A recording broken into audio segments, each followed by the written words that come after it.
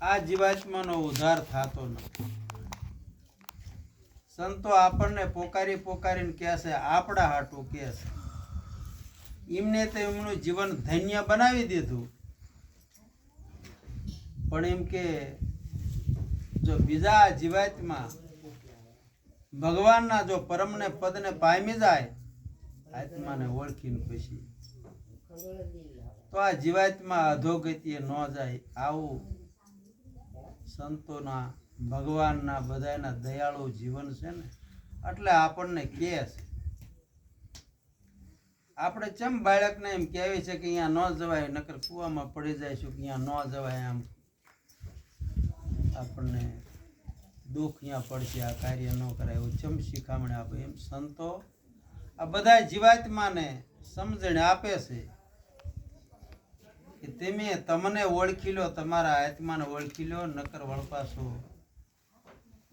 ફરીને વળપાસો આ 84ની ખાણમાં જવું પડશે. મોટામાં મોટું દુઃખ 84નું છે.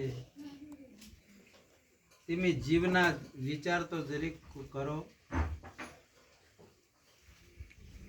કીટ ને પતંગો લાણો ઈતળીઓ જેવા જેવા જીવ છે આ ધરતી માથે, જેટલા જીવાત્મા છે, આ બધા 84ના જીવને મનુષ્ય જેવું છે સુખ નથી. મનુષ્યને ખાટલા, કોઈ ગાડલા, કોઈ ગોદડા, જમવાની રસોઈઓ, અને બીજા જીવાત્માને ટાઈમે ખાવાય નથી મળતું. ટાઢ ને તાપ, આવા દુઃખ જેટલા વેઠવા પડે છે. એટલે સંતોને એવું થાય છે કે જો આત્મ તત્વને ઓળખી લે તો પછી એને ફરીને આવું દુઃખ વેઠવા ન જવું પડે. નાગરી નાથનો નરસિંહ મહેતા, આપણા સૌરાષ્ટ્રનો સંત નરસિંહ મહેતા, ઈ કહે છે તમે જપ કરો, તપ કરો, વ્રત કરો, પુણ્ય કરો, દાન કરો, આવા બધા હારા કાર્ય બધા કરો, પણ જ્યાં લગન તમારો આત્મા જેવી રીતે છે, અને તમારા તત્વનું આ સર્જન, આ દેહ જેવી રીતે છે, જ્યાં લગન આને તમે ચીનવો નહીં ને, ત્યાં લગન બધી તમારી સાધના જૂઠી છે. આ સંતો કહે છે આપણે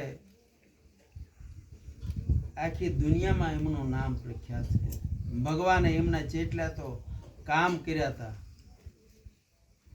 આ સંત કઈ ખોટું તો કહેતા ન હોય. અને આપણા હાટું એવું કહે છે કે આવું તમે બધા કરો, પણ તમારા જીવાત્માનો ઉદ્ધાર નહીં થાય. તો આપણે અત્યારના માણસો તો કદાચ કહેતા હોય એનું ન માન્યું, પણ આ જે મહાન સંતો થઈ ગયા એના વ્યાણ આપણે વિચારવા જોઈએ ને કે આપણા હાટું કહે છે, તો આ કેમ જરીક આપણે કરવું જોઈએ.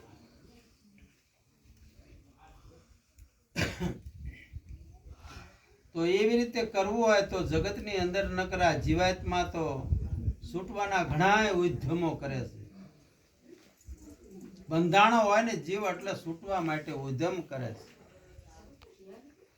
જીવ જેમ જેમ છૂટવાના ઉદ્યમ કરે છે, તેમ તેમ હામોટો બમણો જીવ બંધાય છે. આપ વડે કોઈ દી છૂટાતું નથી, આને છોડાવે સદગુરુ રાય. સદગુરુ એટલે જગતની અંદર ઘણા ગુરુ કરાવે છે. માણાની મનની અંદર એમ હોય ને કે ભાઈ ગુરુ કરાવવા જોઈએ, એટલે મેં તો કિસે લગ્ન પછી કરાય, પેલા નુગરા ન હોય ને લગ્ન ન કરાય, અને ગુરુ કરાવે તો ઓલા કાન ગુરુ કરાવે. પણ આપરે બુડેલા એ બીજાને કઈ તારી હકતા નથી. મોટામાં મોટો ગુરુતણો મહિમા છે. જો આત્મા અને ઈશ્વર જો ઓળખાવે નહીં તો ગુરુ કરે શું થાય? ગુરુ પાસે કઈ આપણે કામ કરાવવાનું બીજું નથી. પણ આપણા જીવાત્માને સાચી રાહ બતાવે, મોક્ષનો માર્ગ બતાવે, આવા ગુરુ મળે સમર્થ. આ ભવસાગરની અંદર તારી દે એવા જો આપણને ગુરુ મળે ને તો આપણું કંઈક કામ થઈ જાય. નકર તો અખા ભગતે કીધું કે મેં 53 વરા લગ્ન નખરા તીરથ ને વ્રત ને એવું બધું કર્યું ને મઠ ને મંદિર બધે હું ફરી વળ્યો, પણ મને તે સંતોષ થયો નહીં. પછી ગોકળનાથની જગ્યાના મહાન સંતને ગુરુ કરાયા, પણ તો એમને આમ નક્કી ન થયું.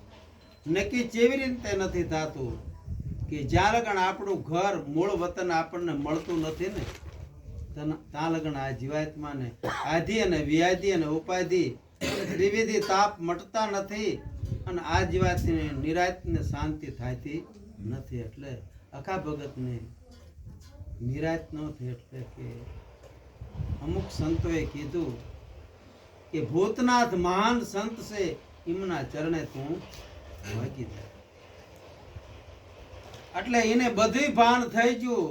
4 વાગ્યા ને ત્યાં એને અંજવાળું થઈ ગયું. આ અંધારું રાત છે અને જેમ દી ઉગે ત્યાં અંધારું બધું યુજાય એને કાઢવું ન પડે એવી રીતે હવાર પડ્યું ને ત્યાં 4 વાગ્યા તા અખા ભગતને અંજવાળું થઈ ગયું અને એની વખતે પદની રચના કરી નાખી. આજનો દિવસ આનંદનો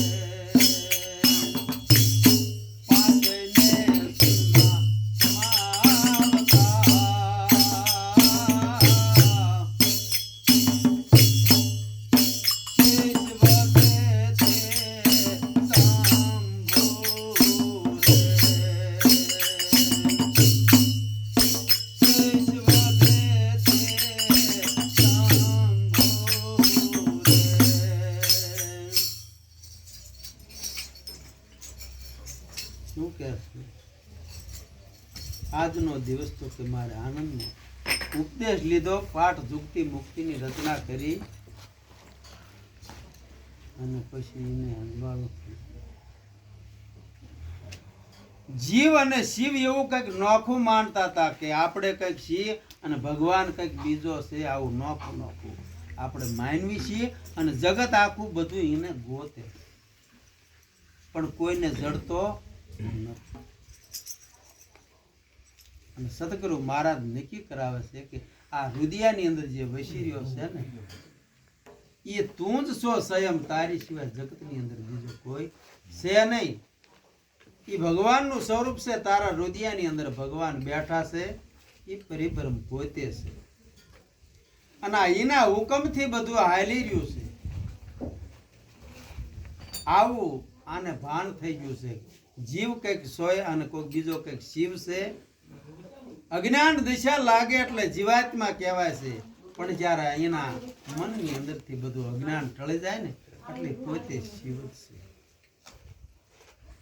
પણ આપણે આ પ્રકૃતિના ખેલ મનની અંદરથી જાતા નથી, અવિધાયું ટળતી નથી, એટલે જીવ દિશા રહેશે એટલે ભય વાળું જીવન આપણું રહેશે અને નિર્ભય પ્રાપ્ત થતું નથી. કારણ કે જીવ પણ એટલે કહેવાય. પણ જ્યારે હાચા સમજણીના ઘીરે જાય કે હું આવ્યો નથી ને જવાનો નથી, હું અજર અમર ને અવિનાશી છું. આ સદગુરુ મહારાજ જ્યારે ભાન કરાવે ને તારે નિર્ભય પદ આવે છે, તારે કોઈની બીક નથી લાગતી ને ધ્યાન ભ્રમણા મનની અંદર જે હોય ને બધી વહી જાય. પછી આજનો દિવસ મારે આનનો રુધિર અવિચળ રવિ ઉગ્યો, જીવ અને શિવના સંશય ટળ્યા અને મુક્તિ મેળવવાનો માર્ગ હવે મને સૂઝી ગયો. જે આપણે મેળવવાનું હતું એ હવે મને મળી. પછી બીજી કડીમાં શું કહે છે? વિના રે પૃથ્વી પાવ પલટિયા,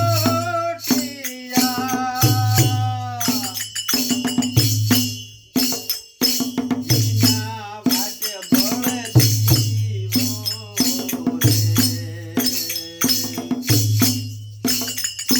વિના રે પૃથ્વી પાવ પલટિયા,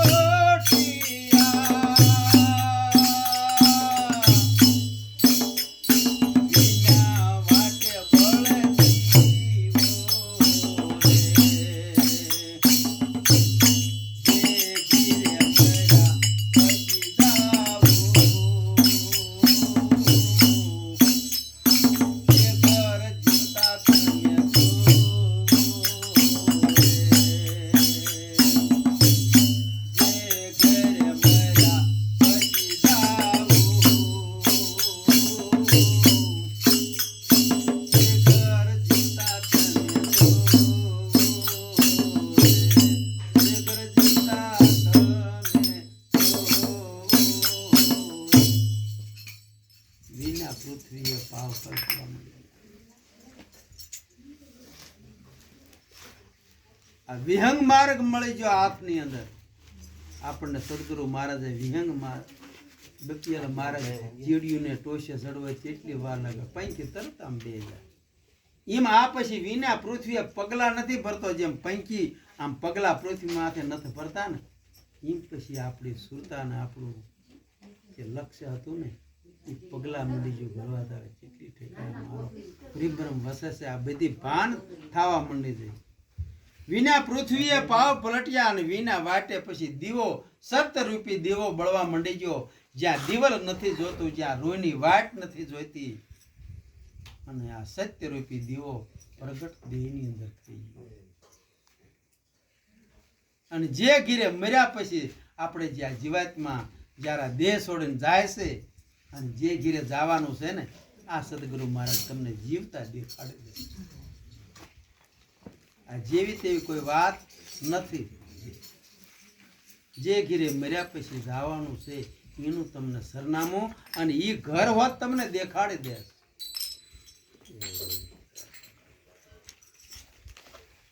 સપનું હતું તે સમય ગયું,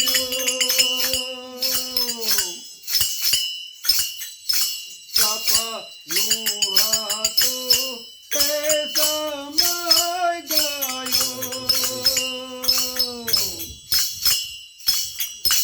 જાગીને જોતા રે કેવું નક્કી રે થયું છે નિધનામ,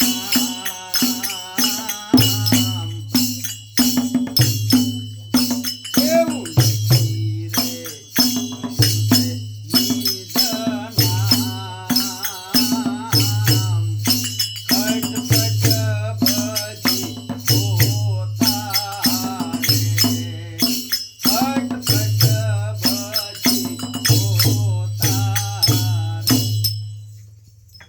આ સપનું હતું ને આપણે આંખ ઊંઘી જાય ત્યારે સપનું હતું ને એ બધું નહીં કરી લીધું.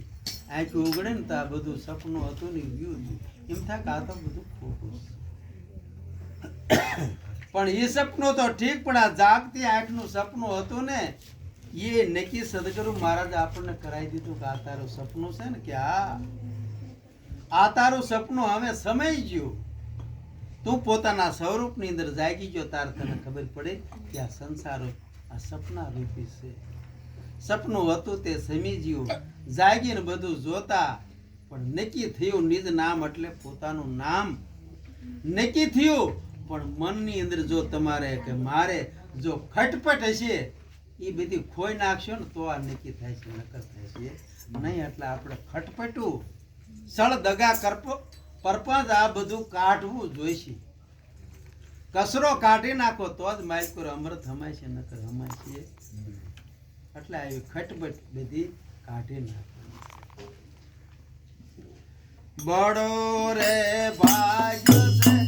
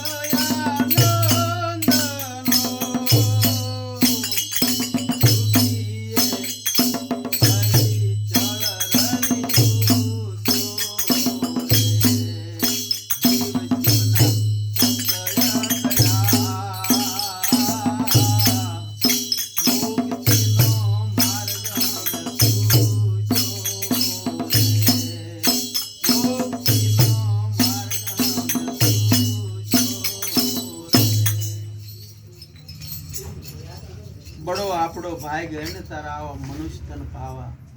તુલસીદાસ મહાત્મા એમ કહે છે કે બડો તમારો ભાગ ખરા ખરા તમારા ભાઈ ગઈ છે ને તે આવો તમને મનુષ્ય દેહ મળ્યો.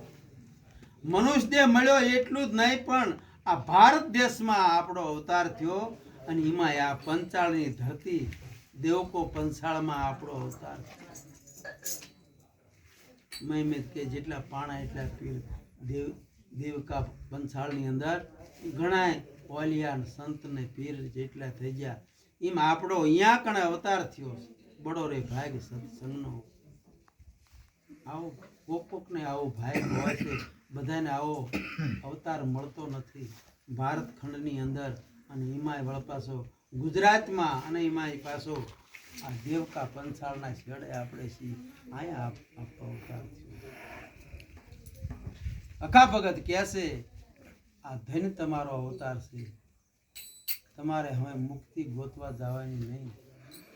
મુક્તિ તો તમને જીવતા મળે છે. જે ઘરે તમારે મર્યા પછી જવાનું હતું સદગુરુ મહારાજ તમને એ ઘર તમને જીવતા દેખાડી દીધું છે. પણ હરિના જન તો કે મુક્તિનો માગે માગે જલમો જલમ અવતાર. કાયમ આવા ઓત્સવ અને ભજન કીર્તનમાં જ કાયમ તમારું મન રહેશે. આઠે પર આનંદમાં તમારો દિવસો ગુજારી નાખવાના આવશે. આધિ વ્યાધિ ઉપાધિ લોહી ઉકાળા એવામાં તમારો વાસ નહીં થાય. જો આ તમારે સત્સંગ કાયમ અંત ઘડી લગ્ન રહેશે મગજની અંદર. અંત ઘડી લગ્ન ભગવાનનું નામ રહેશે. આ જીવ્યા સુધી આપણે આવી નેક ટેકમાં રહેવાનું છે. સવારામ બાપા કહે છે સંત સગરામે રિયા પગ ખોડી વિપત પડે તોય બંદગી નથી છોડવાની. ભગવાન તો જો આપણને કદાચ ભક્તિ કરો તો કસોટી તો આપે જ. તે તાવડી તો કરે જ તો એનો પગ પાસો ન હટવો જોઈએ. આવું સંતો બધા આપણને પોકારીને કહેશે. એટલે ભલે કષ્ટી પડે પણ ભગવાનનું નામ છોડવાનું નથી. અને નીતિ નિયમ કોઈ દી આપણે ચૂકવાના નથી. આપણે ભક્તિ ખાંડાની ધાર છે. આ ધાર ચૂકવાની નથી. તો છે આપણે ફૂલની પાંખડી જેવો. ભલે કાંટાનો ભરેલો માર્ગ હોય પણ સંતોને પછી ફૂલની પાંખડી જેવો લાગે છે. પણ અંત ઘડી લગણ નિભાવવાની આ વાત છે. જીમ ઓલા કાંઠેથી ઓલો નટડો દોરમાંથી હાલ્યો જાતો હોય ઠેઠ ઓલા પણ હામાં પાર પહોંચી જાય ને ત્યાં લગણ જે વહાડાનું નિશાન આપ્યું હોય ને ત્યાં સુરતા જરી કંઈ ડગતી નથી. જેમ ઓલી બહેનું આપણે કુવા પાણી ભર્યાના કુએ હેલું લઈને જાતી ને પણ હાથ તાળી દેતી જાતી હોય પણ સુરતા એની બેડાની અંદર હોય. એમ નટડાની સુરતા એકધારી જે નિશાન મૂક્યું હોય અહીંયા હોય. એમ આપણી સુરતા કાયમ જે આપણે સદગુરુએ ભગવાનનું જે નિજ નામ આપ્યું છે ત્યાં તમારી કાયમ સુરતા હશે ને તો તમે ભવ પાર ઉતરી જાય છો. સદગુરુ મહારાજ